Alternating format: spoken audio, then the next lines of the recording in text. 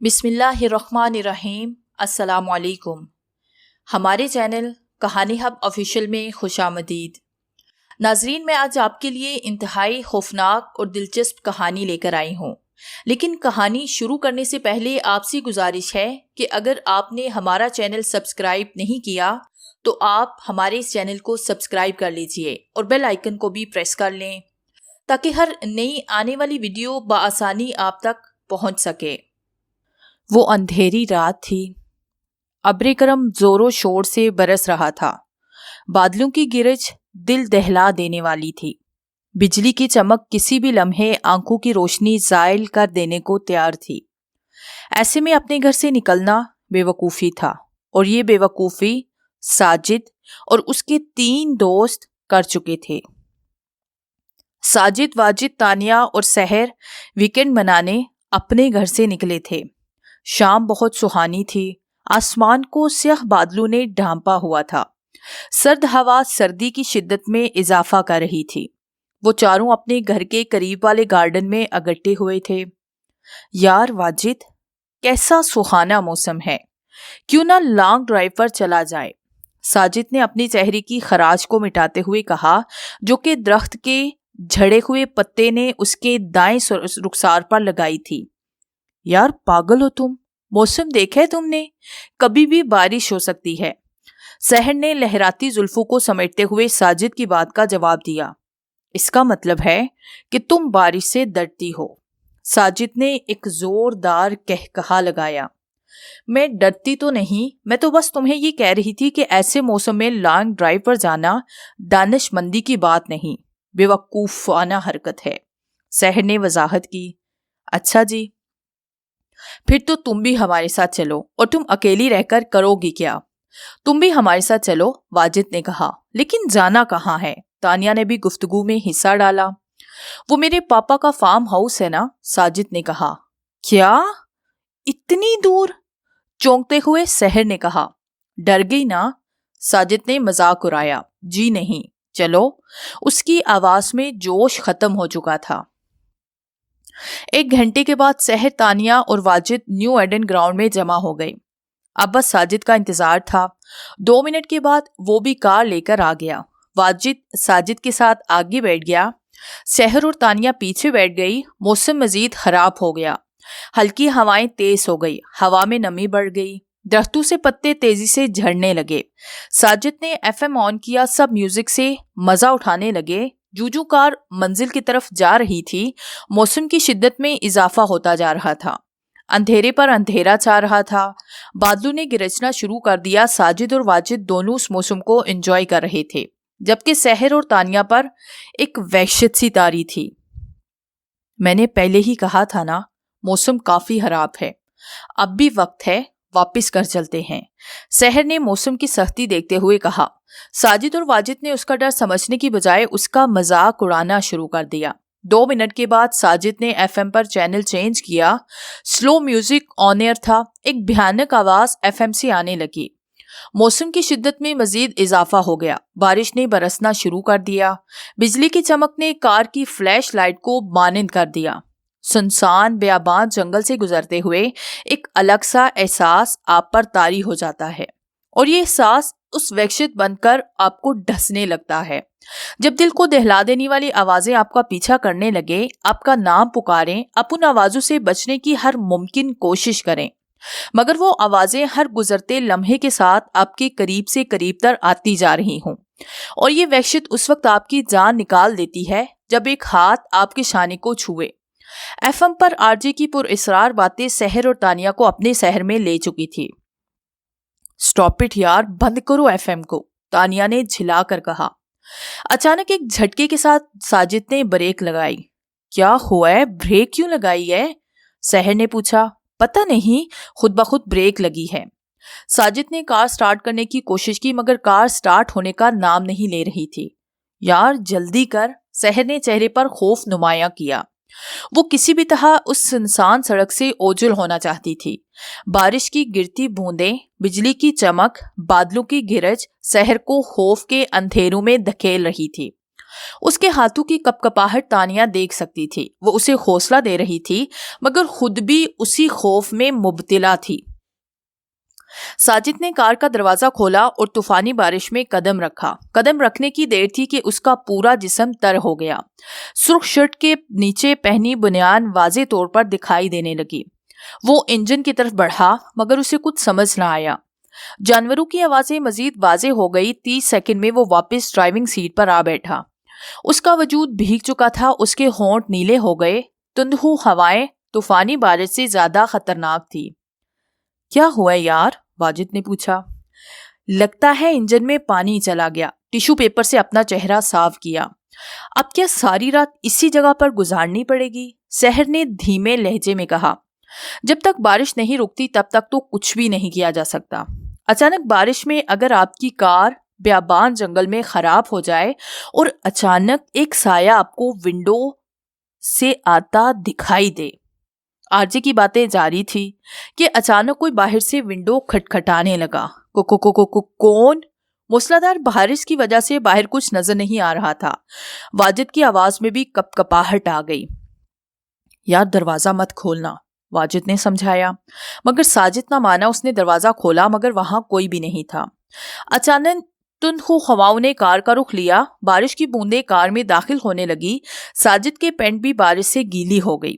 یار جلدی اندر آ. سحر اور تانیہ کے ساتھ ساتھ اب واجد بھی موسم کے حصار میں آ گیا. اس کا وجود بھی خوف کے زیر اثر ہو گیا. ایک بار پھر ونڈو پر دستک ہوئی مگر اس بار ایک سایہ بھی نمودار ہوا. ساجد نے غصے میں دروازہ کھولا. کیا ہے؟ کیوں بار بار تنگ کر رہے ہو؟ ساجد نے باہر نکلتے ہی اس پر جملے کسنا شروع کر دیے مگر وہ بوڑھا شخص خاموشی سے عصا کے سہارے کھڑا اس کی باتیں سنتا رہا. اس کا چہرہ لمبے بالوں سے آدھا ڈھکا ہوا تھا. اس کی کمر میں خم تھا.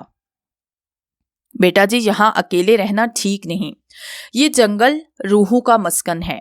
جتنی جلدی ہو سکے چلے جاؤ یہاں سے ورنہ جانی نقصان بھی ہو سکتا ہے. اس بوڑھے کی آواز موسلادھار بارش میں کار تک پہنچ رہی تھی. سحر اور تانیہ مزید گھبرا گئی. واجد بھی اب باہر آ چکا تھا.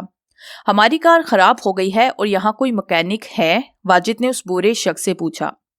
اس جنگل میں کوئی مکینک نہیں ملے گا تمہیں. ہاں اگر چاہو تو میرے ساتھ آ سکتے ہو. پاس ہی ایک حویلی ہے، میں اس کی دیکھ بھال کرتا ہوں. چاہو تو آج رات وہاں ٹھہر سکتے ہو.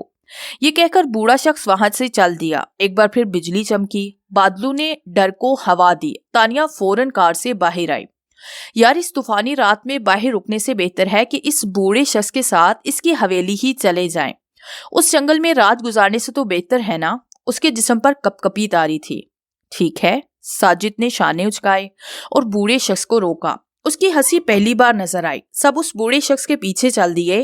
سنسان سڑک پر بارش کی بوندوں کے ساتھ ان سب کے قدموں کی آواز بھی سنی جا سکتی تھی.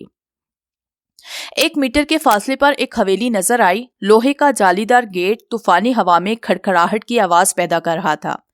ایک بار پھر بجلی چمکی. سب نے پہلی بار اس حویلی کی کھولناکی کو دیکھا. پوری حویلی پر سیاہی چھائی ہوئی تھی. ایک عجیب سی آہٹ اس حویلی کے باہر سے سنی جا سکتی تھی. بوڑھے شخص نے آگے بڑھ کر مین دروازہ کھولا. 10 فٹ لمبا اور 5 فٹ چوڑا دروازہ جاذبے نظر تو نہیں تھا مگر ایک وحشت ضرور رکھتا تھا. سب اندر چلے گئے. وہ سب بارش میں مکمل طور پر بھیگ چکے تھے. سب کے جسم پر کپکپی تاری تھی. حویلی میں اندھیرا تھا. بجلی کی چمک نے ہر چیز کو روشن کیا. سامنے ایک صوفہ تھا جسے پھٹے پرانے کپڑے سے ڈھکا ہوا تھا. دائیں طرف 60 کی دہائی کا ڈائننگ ٹیبل جس نے مٹی کا لبادہ اوڑھا ہوا تھا وہ پڑا تھا. بائیں طرف ایک کمرہ تھا جسے دیکھ کر کچن کا گمان ہو رہا تھا. ایک آہٹ وہاں سے مسلسل آ رہی تھی. گرج کی آواز نے اس آہٹ کو مدھم کر دیا. یار کتنی سنسان ہے یہ حویلی. آگے بڑھتے ہوئے تانیہ نے کہا. اچانک دروازہ بند ہونے کی آواز آئی. سب نے مڑ کر دیکھا لیکن وہاں کوئی بھی نہیں تھا. یہ دروازہ، سحر نے کہا. اس کا چہرہ اس کے ڈر کو ظاہر کر رہا تھا. یہ حویلی 100 سال پرانی ہے. سب دروازے جام ہو چکے ہیں. کب کھلتے ہیں کب بند ہوتے ہیں پتہ ہی نہیں چلتا. خیر تم اوپر چلے جاؤ، آرام کرو. بوڑھا شخص کچن میں چلا گیا اور پھر 4 کینڈلز ہاتھ میں لیے واپس آیا.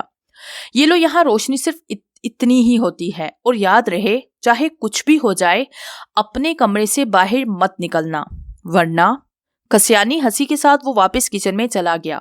کچن میں جاتے ہی وہ ہنسی غائب ہو گئی۔ بجلی کی چمک نے ایک بار پھر اندھیر حویلی کو نیلی روشنی سے جگمگا دیا۔ سب دھیمے دھیمے قدموں سے سیڑھیاں چڑھنے لگے۔ ہاتھ میں کینڈلز روشن تھی، مگر ہوا کے جھونکے اس روشنی کو بھی اچک لے جانے کو تیار تھے۔ اوپر والی منزل پر 4 دروازے تھے، سب ایک ایک کمرے میں چلے گئے۔ تانیہ دروازہ کھول کر کمرے میں داخل ہوئی۔ کینڈل کی روشنی نے اندھیرے کمرے کو نیم روشن کر دیا۔ سب ایک ٹوٹا ہوا بیڈ تھا جس کو سیاہ کپڑے سے ڈھکا ہوا تھا۔ ایک ٹوٹی ہوئی الماری تھی، دیوار پر موزی اور خونی جانوروں کے ہاکے بنے ہوئے تھے۔ بجلی کی چمک ان ہاکوں میں جان ڈال دیتی۔ وہ سہمتے ہوئے بیڈ پر جا بیٹھی۔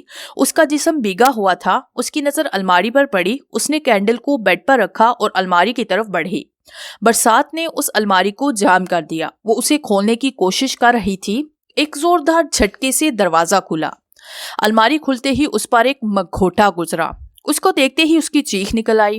اس کا سانس پھول گیا۔ الماری میں جالے ایسے بنے ہوئے تھے جیسے سالوں سے اس کو کھولا نہ گیا ہو۔ ایک چادر الماری میں تھی۔ اس نے اسے اٹھایا اور اوڑھ کر بیڈ پر جا لیٹی۔ ایک کپ کپی اس پر طاری تھی۔ بجلی کی چمک اور تندہو ہواؤں کی آوازیں نہایت بھیانک لگ رہی تھی۔ کھڑکھڑ کی آوازیں اس کی نیند کو اچک لے گئی۔ ایک چیخ کی آواز آئی۔ وہ ڈر گئی، اٹھ بیٹھی۔ قدموں کی آہٹ اسے سنائی دینے لگی۔ وہ ڈرتے ہوئے دروازے کے قریب آئی۔ کون ہے؟ کون ہے؟ لرزتے لبوں سے پوچھا، مگر کوئی جواب نہ آیا۔ اس نے دروازہ کھولا مگر وہاں کوئی نہ تھا۔ لمبے سانس لیتے ہوئے وہ آگے بڑھی مگر اندھیرے کے سوا کچھ نظر نہ آیا۔ بجلی چمکی تو اس کی آنکھیں کھلی کی کھلی رہ گئی۔ وہاں کوئی دروازہ نہ تھا۔ وہ دروازے جن کے ذریعے سحر، واجد اور ساجد اپنے اپنے کمروں میں داخل ہوئے تھے، سبھی غائب تھے۔ ساجد، واجد، سحر، وہ چلانے لگی۔ گرج چمک میں اضافہ ہو گیا۔ وہ واپس مڑی تو ایک اور جھٹکا لگا۔ اس کے کمرے کا بھی دروازہ وہاں نہیں تھا، صرف دیوار تھی۔ وہ گھبرا گئی۔ ایک سایہ نمودار ہوا مگر پھر آنکھوں سے اوجھل ہو گیا۔ ہر طرف اندھیرا چھا گیا۔ وہ چلانے لگی مگر وہاں کوئی بھی نہیں تھا۔ کروٹیں بدل بدل کر ساجد کا جسم ہلکان ہو گیا۔ وہ نئی جگہ پر اور گیلے کپڑوں میں سو نہیں پا رہا تھا۔ اس نے دیوار کی طرف کروٹ لی۔ اسے ایسے محسوس ہوا کہ کوئی اس کے ساتھ لیٹا ہے۔ اس نے کن اکھیوں سے پیچھے دیکھنے کی کوشش کی مگر اندھیرے میں کچھ بھی نظر نہ آیا۔ اس نے اپنی مٹھی خوف سے بھینچ لی۔ بجلی کی چمک نے دیوار پر ایک سایہ بنایا۔ وہ چونک کر اٹھ بیٹھا۔ پیچھے مڑ کر دیکھا مگر وہاں کوئی بھی نہیں تھا۔ خوف اس کے چہرے سے ظاہر ہونے لگا۔ قدموں کی آواز کمرے کے باہر سے سنائی دینے لگی۔ اس نے ہاتھ میں کینڈل لی اور ننگے پاؤں دروازہ کھولا۔ باہر کوئی بھی نہیں تھا، صرف اندھیرا اور وحشت تھی۔ وہ آگے بڑھا اور ساجد کے کمرے کا دروازہ کھٹکھٹایا مگر اس نے دروازہ نہ کھولا۔ اچانک سحر کے کمرے سے ایک چیخ کی آواز آئی۔ وہ اس کے کمرے کی طرف بڑھا۔ سحر، سحر تم ٹھیک تو ہو نا؟ دروازہ کھولو۔ وہ دروازہ کھٹکھٹانے لگا مگر کوئی جواب نہ آیا۔ چیخ بھی غائب ہو گئی۔ پر اسرار خاموشی نے آ گھیرا۔ اسے ایسے محسوس ہوا کہ کوئی اس کے پیچھے ہے۔ اس نے مڑ کر دیکھا مگر وہاں کوئی بھی نہیں تھا۔ ہاتھ میں موجود کینڈل ہوا کے جھونکوں سے بجھنے کو تیار تھی۔ تانیہ کا دروازہ اد کھلا ہوا تھا۔ وہ آگے بڑھا، کمرے میں داخل ہوا مگر وہاں تانیہ موجود ہی نہ تھی۔ تانیہ، تانیہ کہاں ہو تم؟ اس نے پکارا مگر کوئی جواب نہ آیا۔ وہ چلتے چلتے سیڑھیوں کی طرف بڑھنے لگا۔ کچن سے آہٹ سنائی دی۔ تانیہ، یہ تم ہو؟ اس نے نیچے جھانکتے ہوئے پوچھا مگر کوئی جواب نہ آیا۔ آہٹ مزید واضح ہو گئی۔ وہ لرزتے قدموں کے ساتھ سیڑھیاں اترنے لگا۔ وہ ننگے پاؤں تھا مگر جب بھی وہ نیچے سٹیپ پر قدم رکھتا ایک آہٹ سنائی دیتی۔ ایسے معلوم ہو رہا تھا جیسے کوئی اس کے ساتھ ساتھ نیچے اتر رہا ہو۔ وہ قدموں کی آواز تھی۔ اس نے اپنے آگے پیچھے دیکھا مگر کوئی نظر نہ آیا۔ ایک تندہو ہوا کا جھونکا آیا اور کینڈل بجھ گئی۔ اندھیرے نے آ گھیرا۔ حویلی کے مین دروازے پر دستک ہونے لگی مگر جب وہ اس کے پاس گیا تو دستک کی آواز گل ہو گئی۔ اس کے ہاتھ کانپنے لگے۔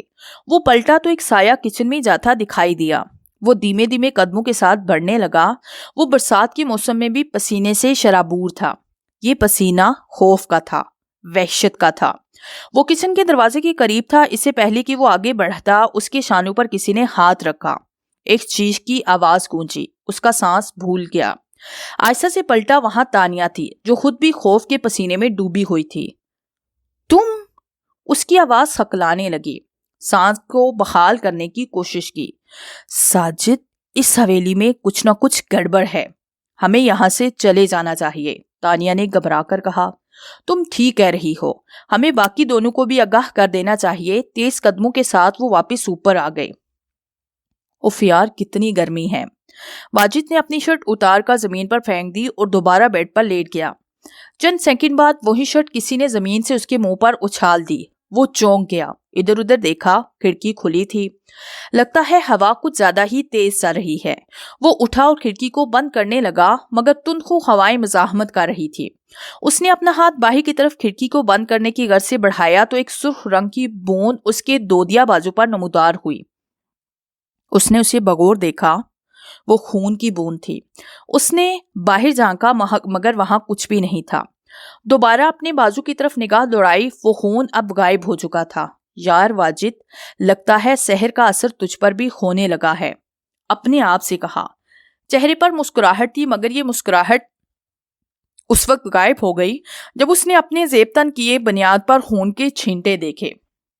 اس نے انہیں بھی معمولی جانا اور کھڑکی بند کرنے لگا اور پھر واپس آ کر لیٹ گیا۔ جیسے ہی وہ لیٹا، ایک تیز دھار خنجر کا سایہ اس کو دیوار پر نظر آیا۔ تانیہ اور ساجد اپارٹمنٹس کی طرف بڑھ رہے تھے۔ سحر ان کی طرف دوڑتے ہوئے آئی، اس کا سانس پھولا ہوا تھا۔ سحر، کیا ہوا ہے تمہاری یہ حالت؟ ہوا کیا ہے؟ تانیہ نے اس کے حوصلہ دیتے ہوئے کہا۔ وہاں وہ اپنے کمرے کی طرف اشارہ کر رہی تھی۔ کیا ہوا ہے تمہارے کمرے میں، بتاؤ، ساجد نے پوچھا۔ ادھر کوئی ہے، بار بار ایک آہٹ سنائی دے رہی ہے، اس نے ہکلاتے ہوئے کہا۔ تینوں مزید سہم گئے۔ اب بس، اب یہاں پر مزید رکنا خطرے سے خالی نہیں۔ جلدی سے واجد کو اپنے ساتھ لیتے ہیں اور نکلنے کی کرتے ہیں۔ ساجد کی بات پر دونوں نے اس بات میں سر ہلایا۔ بجلی کی چمک میں اضافہ ہوتا جا رہا تھا۔ گرج کی آواز ایسے سنائی دے رہی تھی جیسے بادل ان کے سر پر ہوں۔ وہ چل رہے تھے۔ اچانک ساجد کو اپنے پاؤں گیلے محسوس ہوئے۔ ہر طرف اندھیرا تھا، کینڈل بھی بار بار بجھ رہی تھی۔ واضح طور سے کچھ بھی دکھائی نہیں دے رہا تھا۔ یہاں کچھ ہے، میرے پاؤں گیلے ہو رہے ہیں۔ سب کی نظر زمین پر تھی۔ بجلی دوبارہ چمکی، سب کے رونگٹے کھڑے ہو گئے۔ ساجد کے پاؤں خون میں سرخ ہو چکے تھے۔ خوف کے سبب اس کے ہاتھ سے کینڈل نیچے گر گئی۔ تانیہ اور سحر نے ایک دوسرے کو دبوچ لیا۔ ان دونوں کی سسکیاں حویلی میں گونجنے لگی۔ ان کی نظر خون کے ماہر کی طرف گئی، آنکھیں کھلی کی کھلی رہ گئی۔ خون واجد کی لاش سے نکل رہا تھا، اس کا سر کٹا ہوا تھا، آنکھیں کھلی تھی۔ سحر کی چیخ نے بادلوں کو خاموش کروا دیا۔ ساجد کو بھی ایک جھٹکا لگا۔ اس سے پہلے کہ بجلی کی چمک بڑھتی، اس نے دونوں کا ہاتھ پکڑا۔ چلو یہاں سے۔ وہ بھاگتے ہوئے نیچے آئے، مگر ایک آہٹ ان کا پیچھا کر رہی تھی۔ مین دروازے کی طرف بڑھے تو ایک آواز نے سب کو پیچھے مڑ کر دیکھنے پر مجبور کر دیا۔ کہاں جا رہے ہو تم سب؟ یہ واجد کی آواز تھی۔ تینوں اسے وہاں دیکھ کر ڈر گئے۔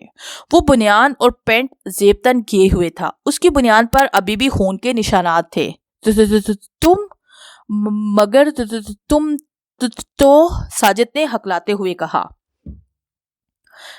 میں کیا؟ وہ ان کی طرف بڑھنے لگا۔ دور ہٹو، ہمارے قریب مت آنا، ہم اچھی طرح جانتے ہیں کہ تم واجد نہیں ہو، ساجد نے پیچھے ہٹتے ہوئے کہا، مگر وہ مسلسل قریب آ رہا تھا۔ یار تم کیسی باتیں کر رہے ہو، میں واجد ہی ہوں۔ وہ ان کی باتوں پر حیران تھا۔ وہ ان کی طرف قدم بڑھا رہا تھا۔ میں نے کہا وہیں رک جاؤ۔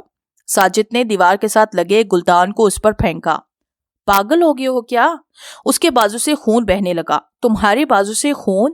سحر آگے بڑھنے لگی۔ جب اتنی زور سے مارو گے تو خون تو بہے گا نا۔ سب اس کی طرف بڑھنے لگے۔ اگر تم زندہ ہو تو وہ لاش کس کی تھی؟ تانیہ نے گھبراتے ہوئے کہا۔ کون سی لاش؟ کیسی لاش؟ واجد جھلا کر بولا۔ یار ہمیں جتنا جلدی ہو سکے اس حویلی سے نکل جانا چاہیے۔ اس حویلی میں ضرور کچھ نہ کچھ ہے، ہمیں یہاں نہیں رہنا چاہیے۔ ساجد نے واضح طور پر کہہ دیا۔ مگر اس بارش میں کہاں جائیں گے ہم؟ واجد نے پوچھا۔ کہیں بھی، مگر اس حویلی میں اب نہیں رک سکتے، تانیہ نے کہا۔ سحر دروازہ کھولنے کے لیے آگے بڑھی، مگر دروازہ کھلنے کا نام نہیں لے رہا تھا۔ یار دروازہ نہیں کھل رہا۔ ساجد اور واجد نے بھی مدد کی، مگر بے سود۔ اس حویلی سے نکلنا اتنا آسان نہیں۔ ایک کھڑکھڑاتی ہنسی گونجی۔ سب ادھر ادھر دیکھنے لگے، مگر وہاں کوئی بھی نہیں تھا۔ بجلی کی چمک بھی اس آواز کے مجسم کو سامنے لانے میں ناکام تھی۔ کون ہے؟ سامنے کیوں نہیں آتے؟ ساجد نے للکارا۔ تمہاری موت۔ ایک سایہ نمودار ہوا، بجلی چمکنے لگی، بادل گرجنے لگے۔ وہ سایہ ہر گزرتے لمحے میں اپنی شکل تبدیل کر رہا تھا۔ پہلے وہ واجد کی شکل میں ظاہر ہوا، پھر سحر کی شکل میں نظر آیا اور اگلے ہی لمحے وہ غائب ہو گیا۔ سب پر وحشت طاری ہو گئی۔